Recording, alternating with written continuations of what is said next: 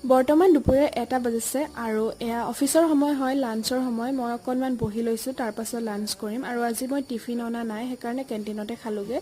আৰু এয়া মই টিফিনত লৈ আহিছিলোঁ প্লাম, মানে আমাৰ ফালে আহোম বগৰী নহ'লে বঙালী বগৰী বুলি কয়। আপোনালোকৰ ফালে কি বুলি কয় কমেণ্ট কৰিবচোন দেই। বহুত ডাঙৰ ডাঙৰ আছিলে। এইকেইটা বায়ে আনিছিলে, মই যে কৈছিলোঁ নাগালেণ্ড গৈছিলে বুলি তাই, তাৰ পৰা লৈ আহিছিলে।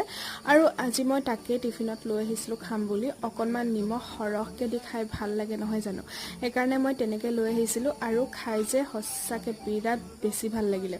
আৰু এনেকৈ কোনে কোনে খাই ক'বচোন দেই। তাৰপিছত লগৰজনীৰ লগতে যে মই কেণ্টিনলৈ বুলি আহিলোঁ। আৰু আমাৰ এইফালে বৰষুণ দিছিলে আজি, সেইকাৰণে ভাল লাগিছে, যিহেতু বহুত বেছি গৰম আছিলে।